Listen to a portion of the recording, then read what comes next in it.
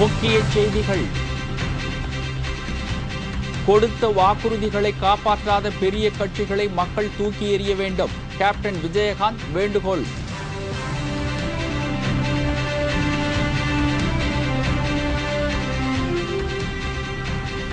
கூடங்குளம் அணு உலை விவகாரம். பிரதமருடன் போராட்ட குழுவினர் இன்று சந்திப்பு.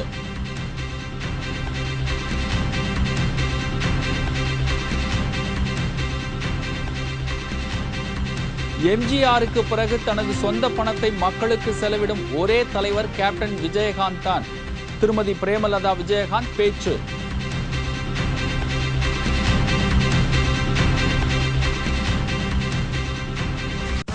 நான்கு செயற்கை கோள்களுடன் வரும் 12ஆம் தேதி விண்ணில் பாய்கிறது PSLV ராக்கெட். இஸ்ரோ தகவல்.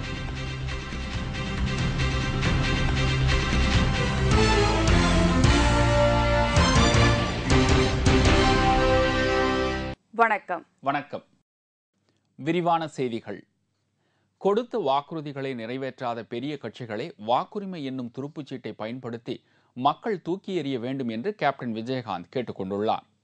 உள்ளாட்சித் தேர்தலில் தீவிர பிரச்சாரத்தை மேற்கொண்டுள்ள கேப்டன் விஜயகாந்த் சோழவந்தானில் நேற்று அலைக்கடலென திரண்டிருந்த மக்கள் கூட்டத்தில் தீவிர பிரச்சாரம் மேற்கொண்டார்.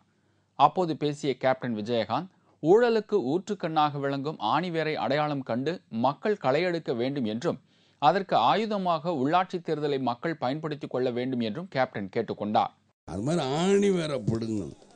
அந்த ஆணிவேர் யாருங்கிறது உங்களுக்கு தான் தெரியும், மக்களுக்கு தெரியும். மக்களே, யார் அந்த ஆணிவேர், ஊழல் பண்றவங்க யார், அந்த அதிகாரி யார் என்ற தாய்மார்கள் உங்களுக்கு தெரியும். ஆனா சொல்ல மாட்டீங்க, சொல்ல வேண்டாம். ஆனால் அந்த சொல்லாம நம்மளுடைய தாகத்தை எப்படி வெளிக்காட்டுறது? அவங்களுக்கு எதிர்ப்பு காட்டணுமே. அந்த எதிர்ப்புங்கிறது தான் தேர்தலில் நீங்க போய் ஓட்டு போடுறது. மக்களை அதை தெளிவாக செய்யுங்க.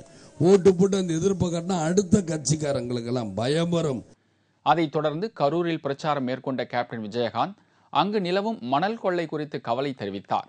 திமுகவின் பழனிசாமி என்ற KCP JCP மூலம் மணல் கொள்ளையில் ஈடுபட்டு வருவதாக குற்றம் சாட்டினார். ஆனா உங்க ஊர்ல ரொம்ப பெரிய மனுஷன் சொல்றாங்க, யாரோ ஒருத்தர் KC பழனிசாமி. அவரு ஷார்ட்டா வர KCPம்பாங்க. அவர் JCP போட்டு ஆத்து மணலை பூரா அள்ளிட்டு போயிட்டார். சரி, KCP தான் JCP போட்டு அள்ளிட்டு போனா இன்னொரு கூட்டம் JCP போட்டு அள்ளிக்கிட்டு இருக்கான். அதாவது லீவு நாள்லையும் கிடையாது, ஒரு நாளும் கிடையாது, எல்லா நாளும் அள்ளிக்கிட்டு போறாங்கிறாங்க. அதிகாரியான்னு அவரு என்னமோங்க அப்பனுக்கு பாடம் சொன்ன சுப்பையான்னு சொல்ற மாதிரி ஆறுமுகச்சாமிங்க. இது என்னையா இது? எங்க பார்த்தாலும் மணலை கொள்ளையடிச்சுக்கிட்டு இருந்தால் என்ன இந்த நாடா? இது என்ன? அதற்கு உள்ளாட்சி அமைப்பு எதற்காக இருக்குன்னு சிந்திச்சு பாருங்க மக்கள். மேலும் பெரிய கட்சிகள் கொடுத்த வாக்குறுதிகளை இதுவரை நிறைவேற்றியுள்ளதா என்று மக்களிடம் கேள்வி எழுப்பிய கேப்டன் வாக்குரிமை என்னும் துருப்புச்சீட்டை பயன்படுத்தி அவர்களை தூக்கி எறிய வேண்டும் என்றும் கேட்டுக்கொண்டார். இதுவரைக்கும் உள்ளாட்சியில் எத்தனையோ கட்சிகள் இருந்தாங்கல்ல, அவங்க இதுவரைக்கும் நிறைவேற்றுறேன்னு சொன்னா 50% வாக்குகளை இன்னைக்கு வரைக்கும் நிறைவேற்றிருக்காங்களா? இன்னைக்கு வரைக்கும் நிறைவேற்றல இல்லையா? சரி, 40 வருஷம் 60 வருஷங்கிற 100 வருஷங்கிற கட்சி சொல்றாங்க, அவங்களா நிறைவேற்றிருக்காங்களா? இதுவரைக்கும் அவங்க கொடுத்த வாக்குறுதிகளை நிறைவேற்றிருக்காங்களா? இல்ல. அவங்களும் நீங்க என்ன பண்ண போறீங்க? வாக்குறுதி கொடுத்து கொடுக்காதவங்களை என்ன பண்ண போறீங்க? தூக்கி எறியணும், வீசி எறியணும். எப்படி தூக்கி எறியணும், வீசி எறியணும்னா தேர்தல் நேரத்தில் ஓட்டு, அதுதான் நீங்க கொடுக்கிற துருப்பு சீட்டு. அதை வச்சுதான் தூக்கி எறிய முடியும், வீசி எறிய முடியும். மக்களே, பெண் சிசு கொலையை தடுக்க அவர்களின் பெயரில் 10,000 ரூபாய் டெபாசிட் செய்து வந்ததாகவும், ஆனால் அதனை கெடுக்கும் வகையில் திமுக தலைவர் கருணாநிதி டெபாசிட் தொகையை 30,000 ரூபாய் என உயர்த்தி மக்களுக்கு செய்து வந்த உதவியை தடுத்து நிறுத்திவிட்டார் என்றும் கேப்டன் குற்றம் சாட்டினார். பெண்கள் இந்த நாட்டின் கண்களுக்கு ஒரு திட்டத்துக்கு 10,000 ரூபாய் ஒரு பெண் குழந்தை பிறந்தால், போன வருஷம் என் பிறந்தநாள் ஏன் 10,000 ரூபாய் சொன்னேன்? வரதட்சணை கொடுமையால அந்த பெண் பிள்ளைகளுக்கு கல்யாணம் ஆகணும் ரொம்ப கஷ்டப்படுறோம். ஆகையினாலதான் அவங்க சிசுவிலே கொலை பண்ண வேண்டாம், சேலம் பாடத்தில் அதிகமா இருக்குன்னு எதுவும் பண்ணாதீங்க, என்னால் முடிந்த உதவியை பண்ணுகிறேன். கலைஞர் பார்த்தார், இவன் இதையே செஞ்சுக்கிட்டு இருப்பான், 30,000 ரூபாய் அதுக்கு ஆக்கினார், ஒரு பிள்ளைக்கு 30,000 ரூபாய். அதனைத் தொடர்ந்து நேற்று ஒரு MLA, இன்று 29 MLA, நாளை நீங்களே முடிவு செய்யுங்கள் என்று கோரி கரூரில் கேப்டன் விஜயகாந்த் தனது பிரச்சாரத்தை நிறைவு செய்தார். நேற்று ஒரு எம்எல்ஏ, இன்றைக்கு 29 எம்எல்ஏ, நாளைக்கு நீங்களே முடிவு பண்ணுங்க. நேற்று இன்று நாளை நீங்களே முடிவு பண்ணுங்க. மக்களுக்கு உங்கள்கிட்ட சொல்லிக்கிறேன். கேப்டன் விஜயகாந்தின் வருகையொட்டி கரூரில் ஆயிரக்கணக்கான மக்கள் திரண்டு நின்று வரவேற்பு அளித்தனர். கூடங்குளம் அணு உலை தடுப்பு போராட்ட குழுவினர் இன்று பிரதமரை சந்தித்து பேச உள்ளனர். கூடங்குளத்தில் அமைக்கப்பட்டு வரும் அணு உலையை மூட வலியுறுத்தி இடிந்த கரையில் கிராம மக்கள் 12 நாட்கள் உண்ணாவிரத போராட்டம் நடத்தினார்கள். அதைத் தொடர்ந்து மத்திய அரசு நடத்திய பேச்சுவார்த்தையை அடுத்து இடிந்த கரை மக்கள் போராட்டத்தை வாபஸ் பெற்றனர். இருப்பினும் அணு உலை உற்பத்தியை நிறுத்துவது குறித்து மத்திய அரசு எந்தவித அறிவிப்பும் வெளியிடாததால் நாளை மறுநாள் 9ஆம் தேதி மீண்டும் போராட்டம் நடத்துவோம் என்று போராட்ட குழுவினர் தெரிவித்திருந்தனர். அதனால் போராட்டத்தின் தீவிரத்தை உணர்த்த மத்திய அரசு போராட்ட குழுவினருக்கு அழைப்பு விடுத்ததைத் தொடர்ந்து கூடங்குளம் போராட்ட குழுவினரும் அரசு குழுவினரும் புதுடெல்லிக்கு சென்றுள்ளனர். இந்நிலையில் இன்று மாலை பிரதமர் மன்மோகன் சிங்கை இரு குழுவினரும் சந்தித்து பேச உள்ளனர். பிரதமரின் சந்திப்புக்கு பிறகு அடுத்த கட்ட போராட்டம் குறித்து முடிவு செய்யப்படும் என்று போராட்ட குழுவினர் தெரிவித்துள்ளனர். பிரதமரை பார்த்து பிரதமர் நம்ம நாட்டு மக்களுக்காக உழைக்கக்கூடிய ஒரு தலைவராக இருக்கும் பட்சத்தில் நிச்சயமா நாங்கள் நம்பிக்கையாக தான் போறோம். பிரதமருடைய பதில் எங்களுக்கு சாதகமாக இல்லாத நிலையில் நாங்கள் திருப்பி மக்கள்கிட்ட போய் அவருடைய நிலைப்பாட்டை நாங்கள் சொல்லி மக்கள் எங்களுக்கு என்ன செய்ய சொல்றாங்களோ அதை செய்வோம். புரட்சித் தலைவர் எம்ஜிஆருக்கு பிறகு தனது சொந்த பணத்தை மக்களுக்கு செலவு செய்யும் ஒரே தலைவர் கேப்டன் விஜயகாந்த் தான் என்று திருமதி பிரேமலதா விஜயகாந்த் தெரிவித்துள்ளார். உள்ளாட்சி தேர்தலில் தேமுதிக மற்றும் மார்க்சிஸ்ட் கம்யூனிஸ்ட் கட்சி வேட்பாளர்களை ஆதரித்து திருமதி பிரேமலதா விஜயகாந்த் தமிழகம் முழுவதும் சூறாவளி பிரச்சாரம் மேற்கொண்டு வருகிறார். மேட்டூர் சட்டமன்ற தொகுதிக்கு உட்பட்ட தாரமங்கலத்தில் பிரச்சாரம் மேற்கொண்ட திருமதி பிரேமலதா விஜயகாந்த் புரட்சித் தலைவர் எம்ஜிஆருக்கு பிறகு தனது சொந்த பணத்தை மக்களுக்கு செலவு செய்யும் ஒரே தலைவர் கேப்டன் விஜயகாந்த் தான் என்று கூறினார். இலவச திட்டம் என்பது மக்களுடைய வரிப்பணத்தில் அறிவிப்பது, பேரூராட்சியும் இங்க வரிப்பணத்தில் நடத்தப்படுவதுதான், யாருடைய சொந்த காசுல நடத்தப்படுவது இல்லை. தமிழ்நாட்டில் சொந்த செலவு செய்யற ஒரே தலைவர் இருக்கிறார் என்றால் அது நமது கேப்டன் அவர்கள் தானே தவிர வேற யாருமே கிடையாது. புரட்சி தலைவர் எம்ஜிஆருக்கு பிறகு சொந்த பணத்தில் மக்களுக்கு செலவழிக்கிற ஒரே தலைவர் தமிழ்நாட்டில் இருக்கிறார் என்றால் அது நமது கேப்டன் தான் என்பதை உறுதியாக இந்த நேரத்தில் தெரிவிக்க முடியும். கேப்டன் செய்த உதவிகள் மக்களாகி உங்க எல்லாருக்கும் தெரியும். நான் பட்டியலிட வேண்டிய அவசியம் கிடையாது. ஏன் இதை சொல்றேன்னா, இன்னைக்கு தான் சம்பாரிச்ச காசை மக்களுக்கு கொடுத்த பழகின கேப்டனா மக்களுடைய காசு காசப்பட போறாரு? சிந்திச்சு பாருங்க, நிச்சயமா கிடையாது. அதைத் தொடர்ந்து போட்ட கட்சிகளுக்கு மீண்டும் ஓட்டு போடாதீர்கள் என்று கூறிய திருமதி பிரேமலதா விஜயகாந்த் நாட்டில் உள்ள அனைத்து பிரச்சனைகளுக்கும் ஒரே தீர்வு மாற்றம்தான் என்று குறிப்பிட்டார். ஓட்டவங்களுக்கே ஓட்டு போடணும்ன்ற நிலையிலிருந்து மக்களாகிய நீங்கள் மாறணும். புதியவர்களுக்கு, நல்ல வேட்பாளர்களுக்கு, கேப்டன் அவர்களுடைய ஆசீர்வாதம் பெற்ற வேட்பாளர்களுக்கு வாய்ப்பு தாங்க. ஏன் சொல்றேன்னா, இன்னைக்கு மாற்றம் மட்டுமே எல்லா பிரச்சனைகளுக்கும் தீர்வு அமையும்.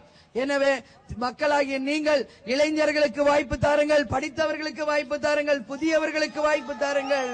நல்ல மாற்றத்தை இந்த தேர்தலை உண்டாக்குங்க என்று இந்த நேரத்தில் கேட்டுக்கொள்கிறேன். ஓட்டு என்பது சாதாரண பேப்பர் அல்ல என்றும் அது நாட்டின் தலையெழுத்தை மாற்றப்போகும் துருப்புச்சீட்டு என்று அவர் தெரிவித்தார். உங்க கையில இருக்குதே ஓட்டு, அது சாதாரண பேப்பர் இல்ல. இந்த தாரமங்கலத்தின் தலையெழுத்தை மாற்றப் போகும் துருப்புச்சீட்டே அந்த ஓட்டு தான் என்பதை மக்களாகிய நீங்கள் நல்லா புரிந்துக்கணும். உள்ளாட்சியை சரி செய்தால் ஆட்சி சரி செய்யப்படும் என்றும் வார்டு சரியானால் நாடும் சரியாகும் என்றும் திருமதி பிரேமலதா விஜயகாந்த் அப்போது குறிப்பிட்டார். உள்ளாட்சி என்பது என்ன? ஆலம் விருட்சம் போல இருக்கும் நமது அரசியல் அமைப்புக்கு வேர் போன்றதுதான் இந்த உள்ளாட்சி தேர்தல். இந்த உள்ளாட்சி சரி செய்யப்பட்டாலே ஆட்சி அதிகாரம் சரி செய்யப்படும். அதனால இங்க இருக்கிற ஒவ்வொரு வார்டும் சரியாகும் போது நமது நாடு தானாகவே சரியாகும். முன்னதாக தாரமங்கலம் வருகை தந்த திருமதி பிரேமலதா விஜயகாந்திற்கு ஆயிரக்கணக்கான மக்கள் உற்சாக வரவேற்பு அளித்தனர். 4 செயற்கைக்கோள்களுடன் PSLV C-18 ராக்கெட் வரும் 12ஆம் தேதி விண்ணில் பாய்கிறது. PSLV வரிசையில் 20வது ராக்கெட்டான PSLV C-18 என்னும் ராக்கெட்டை இஸ்ரோ வடிவமைத்து உள்ளது. இதன் மூலம் ஒரு பெரிய செயற்கைக்கோள் மற்றும் 3 சிறிய செயற்கைக்கோள்கள் என 4 செயற்கைக்கோள்கள் வருகிற 12ஆம் தேதி காலை 11 மணிக்கு ஆந்திர மாநிலம் ஸ்ரீஹரிகோட்டா ஏவுதளத்திலிருந்து விண்ணில் ஏவப்பட உள்ளது. இதற்கான கவுண்டவுன் நாளை மறுநாள் 9ஆம் தேதி தொடங்குகிறது. இந்தியா பிரான்ஸ் கூட்டு தயாரிப்பான இந்த செயற்கைக்கோள் உலகளாவிய புவி வெப்பம், பருவநிலை மாற்றம் ஆகியவற்றை ஆராயும் என்று தெரிவிக்கப்பட்டுள்ளது. எனவே இது இந்தியாவுக்கு மட்டுமின்றி இந்து மகா சமுத்திர பகுதியில் உள்ள நாடுகளுக்கும் உலகில் உள்ள பல்வேறு நாடுகளுக்கும் பெரிதும் உதவியாக இருக்கும் என்று இஸ்ரோ கூறியுள்ளது. புதுடில்லியில் நடைபெற்ற தசரா விழாவில் பிரதமர் மன்மோகன் சிங்கும் காங்கிரஸ் தலைவர் சோனியா காந்தியும் கலந்து கொண்டனர். தசரா விழா நாடெங்கும் நேற்று பிரம்மாண்டமாக கொண்டாடப்பட்டது. புதுடில்லியில் உள்ள ராம்லீலா மைதானம் மற்றும் சுபாஷ் மைதானம் ஆகியவற்றில் நடைபெற்ற தசரா விழாக்களில் பிரதமர் மன்மோகன் சிங்கும் காங்கிரஸ் தலைவர் சோனியா காந்தியும் கலந்து கொண்டனர். தசரா விழாவின் முக்கிய அம்சமான ராவணன், அவரது மகன் மேகநாதன் மற்றும் கும்பகர்ணன் ஆகியோரது உருவம் தீயிட்டு கொளுத்தப்படும் காட்சிகள் மிகவும் தத்ரூபமாக அரங்கேற்றப்பட்டது.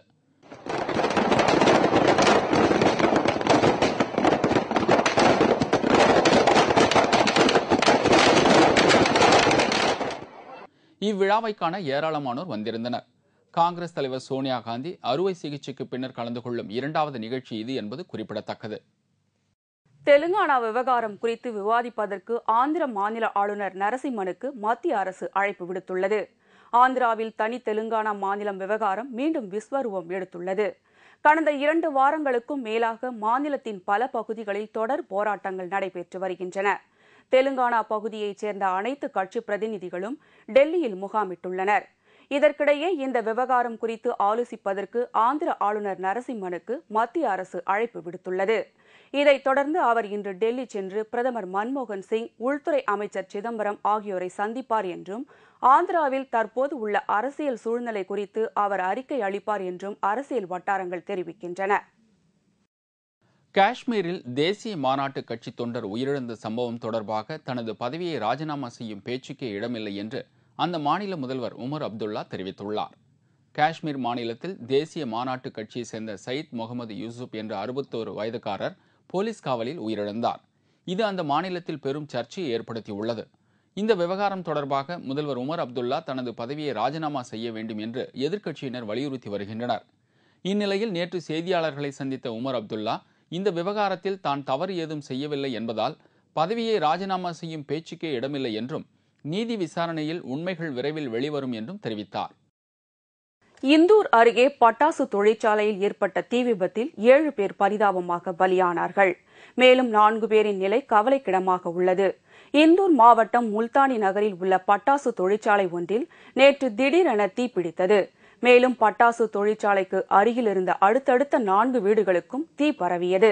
தகவல் அறிந்து வந்த தீயணைப்பு வீரர்கள் தீயை அணைத்து மீட்பு பணியில் ஈடுபட்டனர். இவ்விபத்தில் 7 பேர் உடல் கருகி உயிரிழந்தனர். மேலும் 4 பேர் படுகாயமடைந்து உயிருக்கு ஆபத்தான நிலையில் மருத்துவமனையில் தீவிர சிகிச்சை பெற்று வருகின்றனர். கூடுதலாக வசூலிக்கப்படும் அரசு கேபிள் கட்டணம் கண்டுகொள்ளாத தமிழக அரசு.